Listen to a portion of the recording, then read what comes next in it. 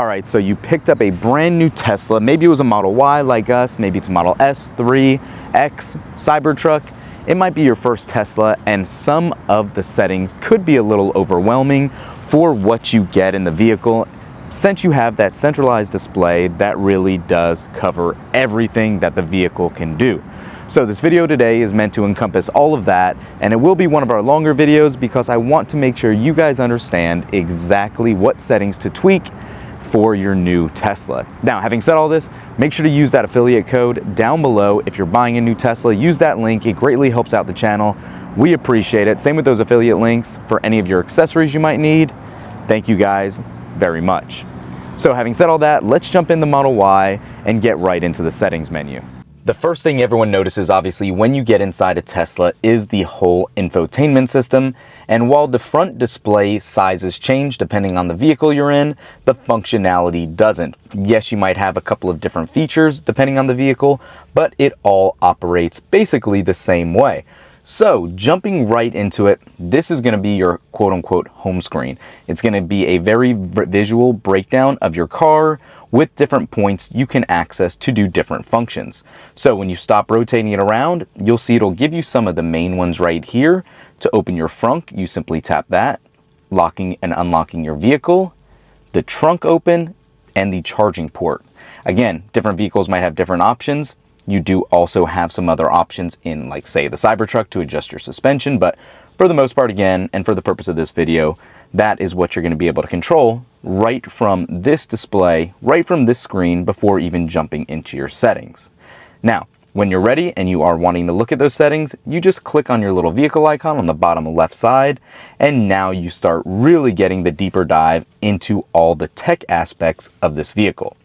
So controls is going to be your other main landing page for simple things like folding your mirrors, your lights for auto on and off, daytime running lights, to access your glove box. And we're going to actually start there as we work our way down. The glove box is actually one of the weirder aspects of Tesla, especially in the newer ones. It is now a button to press that opens it up right on that right hand side, as I'm sure you saw, but it's magnetic. So when you close it, you can hear just how loud it snaps.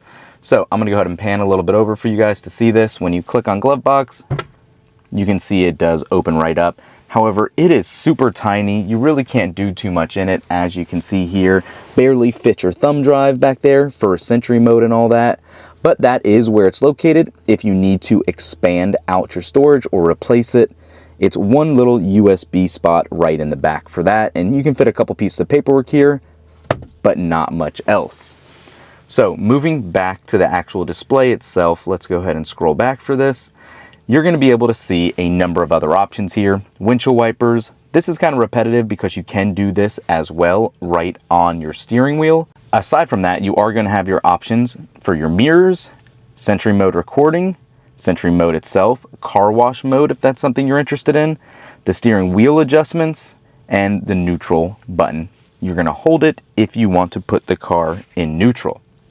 And aside from that, you do have your brightness of your display right here as well if you want to turn it up or down. Again, I usually leave it on auto. It does a pretty good job adjusting as needed there. Then you're going to have your dynamics. Again, depending on the model of your Tesla, this might look a little different. You might have a sport mode under acceleration, but for the most part, you will have chill and standard. Deceleration is something that is, again, jarring to new users of Teslas or electric vehicles in general, where it uses regen or regenerative braking to refill the battery a little bit when you're braking.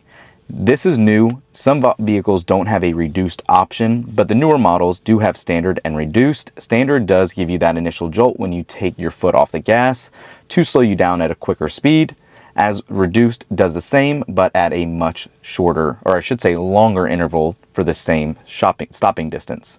And as you can see, it says their actual description adjusts how quickly the vehicle slows when the accelerator pedal is released. This setting does not impact range or brake pedal response. Then you have a traction control mode, auto, slippery service, or off-road assist. I leave it on auto just because I don't usually have too many different scenarios where I need to manually adjust that. You have a steering wheel weight. So for regular driving, light or standard is probably where you're going to want to leave it. Heavy gives it a little more responsiveness to where it takes a little more energy to circle around and turn. If you're doing specific kind of driving, I can see where heavy would come in handy, but otherwise just leaving it in standard is the way to go. And then you have auto shift. Again, if you have an eligible vehicle, this is in beta, but in the, I guess, 2 years or so since it's been out, I've had no issues with this other than maybe a handful or two of times where it wanted to back into a wall instead of going straight, since that is the only open area. Weird one-offs, but that's it. And what this will do, if you have auto shift beta on, this will let you automatically park, or for parking in multi-point turns based on the surroundings. Your vehicle will assist you with shifting between drive or reverse. So when you want to take advantage of this, what you're going to want to do is put on your seatbelt, and you'll be able to see it right here. So seatbelt's on, I'm going to press the gas or the brake pedal, and you can see on the screen we have this little indication here that says press to drive, and this little animation as well letting us know that that is the direction it will take us in. Likewise, if there was something in front of us that was blocking our way, it would automatically put us in reverse. And then this does work for 3-point turns or U-turns and things like that. It will give you the ability to automatically shift once you move the steering wheel in a certain direction and tap the brake pedal. And then as soon as you take your seatbelt off and unbuckle it, you are locked right back how you were prior. So aside from that, charging is going to be very important to you. Depending on how you charge is really kind of how you will want to adjust this and what you use your vehicle for. So Tesla recommends a charge limit at 80% for most of their vehicles. Unless you are actually on a trip, then you can go to 90 or 100% charge. It helps with battery degradation, where it will give you better longevity if you don't continuously charge your vehicle to 100%. And then you can also schedule chargings if you want, based on your location, based on the time of day, or based on the weekday it is itself. So pretty cool nonetheless for that. And this is something newer too. We now have a low power mode that you can adjust the threshold with. And this is something that was requested by a lot of people. If you know you're going to be out of town on a flight for a while, you might want to turn this on just to make sure your battery isn't draining a lot of items like Sentry mode, keeping it awake to check on updates and things like that. And as you can see, it says energy consuming features are automatically disabled while parked if the battery level is below your threshold. Default is 20%, you can go as low as you want. And then also you have an option to keep accessory power on. So any of your 12 volt outlets, any of your USB Type-C ports on, if you have this turned on, it will actually allow all that to stay charging your items or powered while the vehicle is actually off. And if you click the explanation on the information bubble here, it says phone chargers, USB ports, and low voltage outlets remain powered after exit until the vehicle enters low power mode. When enabled, this feature consumes additional energy even if no devices are connected. So keep that in mind. You might not even be charging your phone or anything like that, but it is still going to drain your battery. And then obviously the big one, the elephant in the room, FSD supervised. With your package, depending on if you purchased FSD supervised or if you're using it as a monthly subscription, this is where you're going to find that. So with FSD supervised, let's start there and work our way back. You see, you can actually start it from park if you'd like. And what this says is when enabled, a button will appear on the map once the driver is buckled and driver requirements are met. When the button is pressed, FSD supervised will engage once the brake pedal is pressed and released. And then you do have an option to put brake confirm on. And if you do, that means even after you press, start FSD, you will still need to confirm it with a tap of the brake pedal. If you choose not to have that, you don't need to. You see you have a separate checkbox here to activate it. I keep it off just to get it started easier.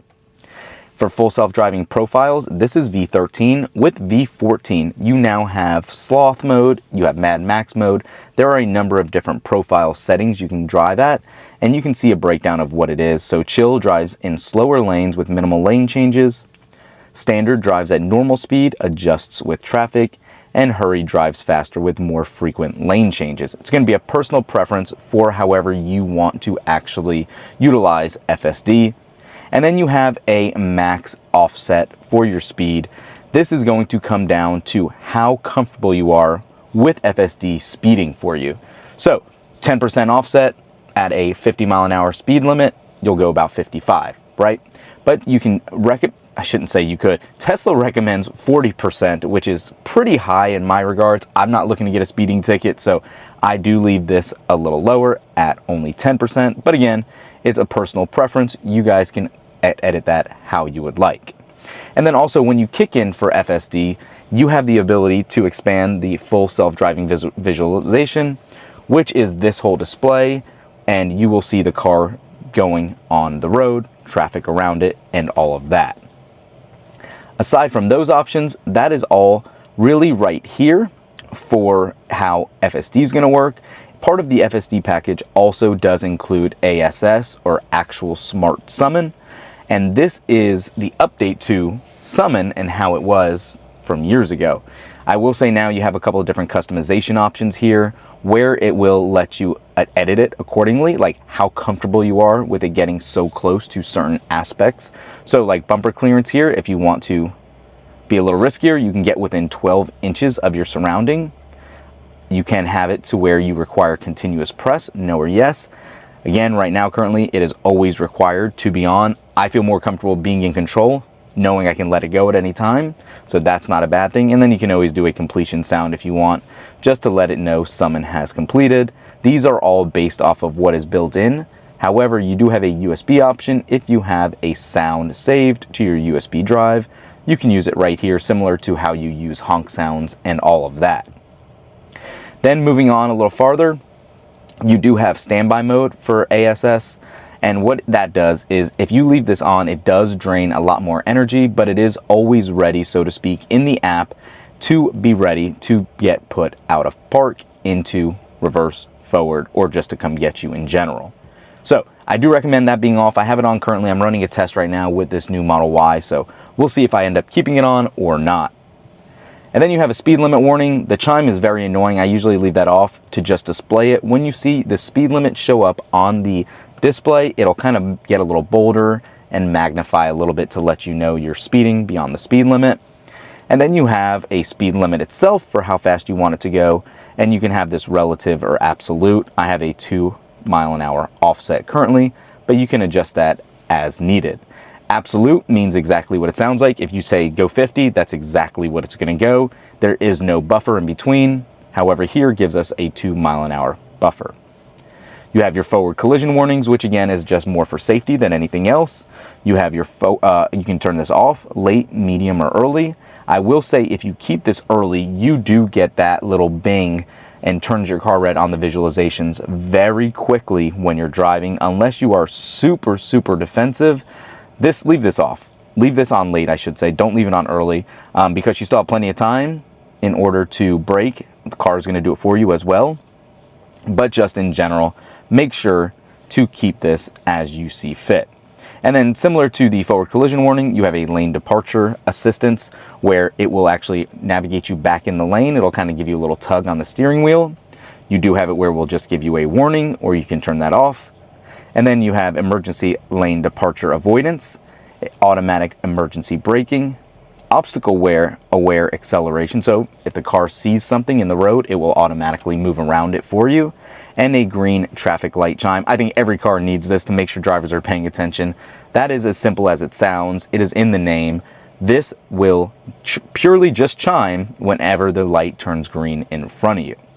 So obviously that was all for FSD. You do still have Autosteer beta, and it's showing you how to activate it, adjust the following distance, and change set speeds. As you can see here, Autosteer is designed for use on highways that have a center divider, clear lane markings, and no cross traffic. It should not be used on highways that have very sharp turns or lane marks that are absent, faded, or ambiguous. Please use it only if you pay attention to the road, keeping your hands on the steering wheel, and be prepared to take over at any time. Again, this does not make your vehicle autonomous, so remain attentive. So this used to be one of their other options for autopilot. A lot of people don't use it anymore. However, it is also not terrible either. TAC, or traffic aware cruise control, gives you traffic light and stop sign control, so it'll automatically go for you on that. but there's not much else aside from being exactly what it says in the name, a cruise control feature. This is actually very helpful and very good in its own standpoint, but I don't use it too much simply just because, well, I have FSD. Locks are important as well. Anytime you get a new phone or watch, or if you get a new key card, this is exactly how you add your keys. If you don't just simply want to put the key down on the charging pad, all you need to do is click add key. Depending on how you're going to add it, you'll follow the steps in the mobile app or just tapping the key or the fob on the wireless charging tray. And then you have your child locks if you need for left side, right side, both, or off. You can also, right in here, activate window lock if you don't want any kids in the back seat to be able to roll down their windows. This is how you will be able to turn that on. Walk away door lock here. This is what I think is one of the best standard features. Since you don't have a key, once you walk away from the vehicle and close the door, you will actually then hear the car lock for you as you walk away. You can set finally to exclude home if you want, so you can always leave this unlocked if you keep it garage kept. You do have driver door unlock mode. This is something a little bit more pointless personally to me. I guess just depending on your location, it can be beneficial. But as you can see, when this is enabled, the driver door and charge port will unlock when the key is detected near the driver's side of the vehicle. Holding down the interior driver door button will unlock the rest of the vehicles. As you can see, this is specifically just going to unlock the driver's side. So if you have a passenger coming, they'll have to wait an extra second other than just being able to walk up and use the door handle. So I leave that off. Hands-free trunk. This is actually very cool. If you have an eligible phone that ties in with your Tesla, if you stand right behind the vehicle, it'll give you 3 chimes and will then actually open the trunk for you. This works the same way for the frunks if you have powered frunks such as on the Cybertruck.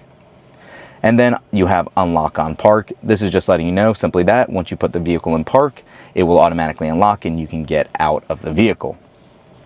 Car left open notifications, off doors or doors and windows. I think this is awesome if you leave a door cracked and you don't have it so your windows will automatically get rolled back up in the app, or if you leave your door unlocked in general, it'll notify you that something specific, whether it's the left, front, right, passenger, whatever it might be, is left open via a Tesla app alert, and you can adjust that as needed.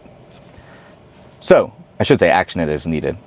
Lock confirmation sounds. Custom lock sound is set to chirp right now. This opens your boombox, and if you don't want it to be set to one of these other random sounds it has, you can just turn that back off and you get your standard honk. And then the last thing is close windows on lock. That's kind of what I was just referring to too. If you want the car to automatically roll up the windows once you have parked and walked away from the vehicle on lock, these will roll it back up. If you want to keep them down, just turn this off. Again, I like leaving it up just in case you accidentally forget you left one cracked. This will edit it accordingly. Then you have your headlights and actual daytime running lights. Do you want them on after exit? Dome lights, footwell lights, and the accent lights. And this has been getting steady updates recently where you can have accent lights on, off, or just turn them on at night only. And if you want to sync it to your music, you can have that playing as well. You guys can kind of see lightly in the background here, the light green line. That's what that's for. Seats are an interesting one, especially on the newer Model Ys that have a powered back seat, so you can fold and unfold them right from the screen. You can also turn on heating and cooled seats from here for the front or just the heats on the back. And then this little option right here helps you adjust your chair's location right from the screen. It's actually moving it forward and back. Child locks as well on the back. Your display appearance light darker on auto. I leave it on auto obviously. Daytime it'll be white. At night it'll be darker black, so it's easier on your eyes. Automatic blind spot camera. The show side camera when turn signal is enabled. That's awesome. That is simply when you go like this, it'll show you that preview until you cancel it or continue and fulfill the motion you're doing. This is how you actually wipe down your screen. There's a screen cleaning mode. It kind of locks the display so it doesn't touch everything as you move it around. You can lock the rear display if your kids are back there or something and they're just messing with it or causing chaos. You can lock it and give them a break from that. Scroll wheel functions. You can change this to a number of different options here, just depending on what is convenient for you. Fan speed, biodefense mode. acceleration mode. You can have it change to whatever you'd like with a long press of the left scrolling wheel for access. And you can actually have it ask you every time if you like. Seems like it's inconvenient for me. I wouldn't recommend doing that, but you can set that as well. Your language for the touchscreen, voice recognition, voice navigation language, and keyboards. Then you can select your text size, time, energy display. And I want to show you a little trick here as well. I always recommend people keep it in percentage instead of distance, but as you can see up here, we have 64% battery left under percentage, which equates to 229 miles. A little shortcut for you guys if you ever want to know, if you just tap on the percentage or miles, it does switch back between the two. So you can see 229 miles right here, or 64%. Then your temperature and tire pressure. Then we talked about scheduling already. Safety is another big one. Sentry mode, you always want this active. It's one of the best features with all of the cameras around the vehicle. It will record consistently and hopefully catch if somebody vandalizes your car or if you have any issues or need to pull up dash cam footage. This is what all these settings will help with. You have camera-based detection. You can disable Sentry sounds, view camera via mobile app.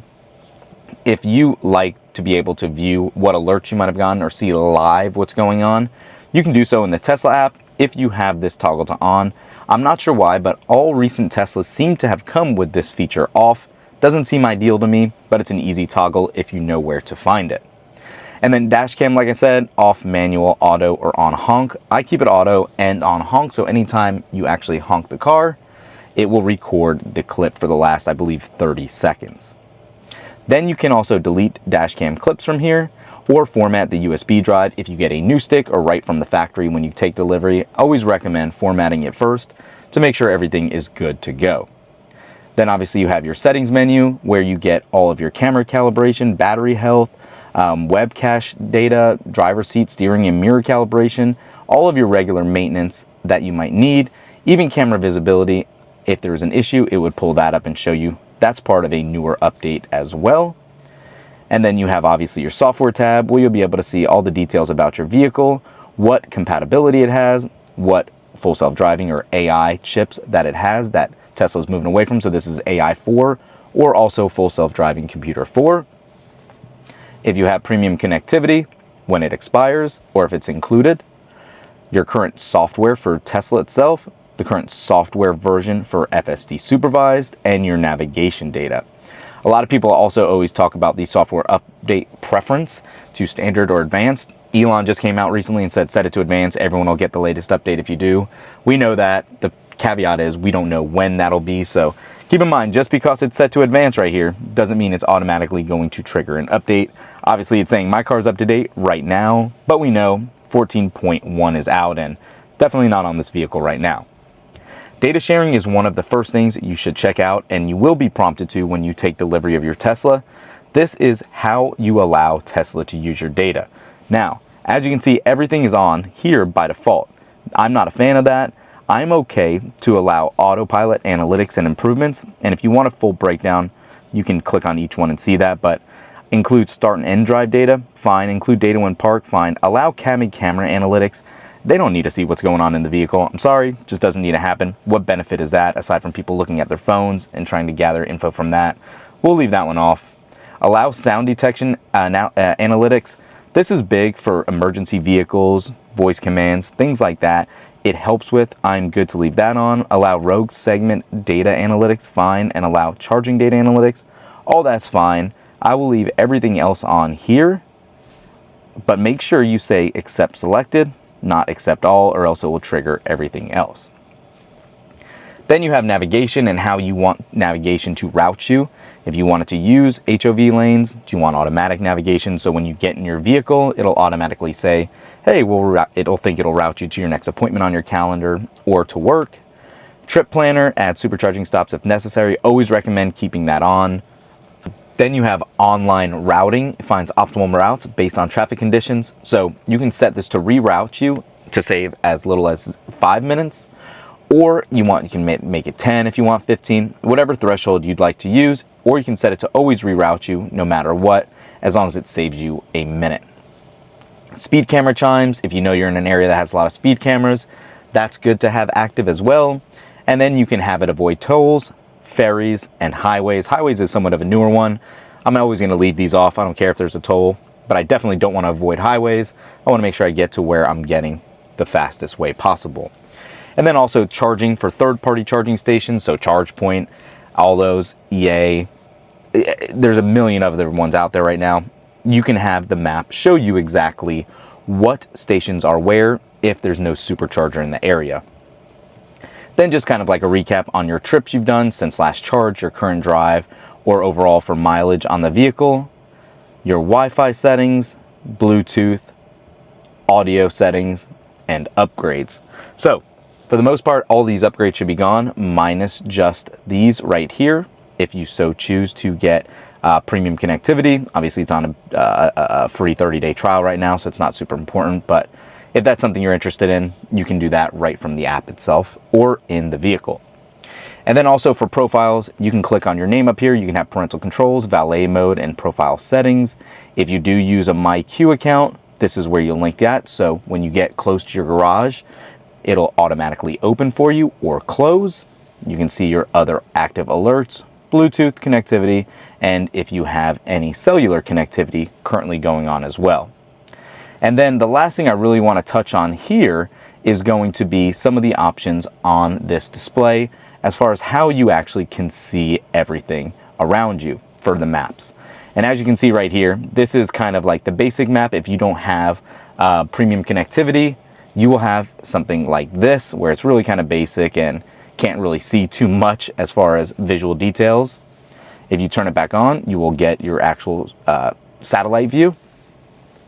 The other button with the stop sign gives you traffic. So as you can see right here, you can see there's a line that's showing there's a little bit of traffic there, but if you turn this off, it'll go away. I always leave that on. It's nice to see. You do also have the ability right here to select the points of interest. So you can see there's a Walmart here.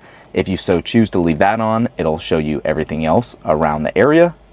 And then this is for your charging stations, not just superchargers. It does have the third-party ones. That's what the single lightning bolt right here is for, but all the 3 lightning bolts are going to be superchargers. And it does break it down right here if it's going to be 150 kilowatt, which is the older superchargers, a 250, a 325. It just depends on what speeds you need in your area. Clearly, there's a lot around me right now, so don't have any issues with that. If you do click on one, let's go to a 325 really quick. It will give you, oops, let me go back. It'll actually give you a breakdown if you click on the actual supercharger icon, how many stalls are out of order, how many will be available on arrival, obviously the max charge, the fees currently right now per kilowatt, if there's any congestion fees, and nearby amenities. It's very neat, very helpful if you are road tripping, so it's something good to see. And then also, the last one is a new one. This is going to be a weather map. So you can see it'll zoom out, and it actually gives you live time weather from now until the next 2 hours from now.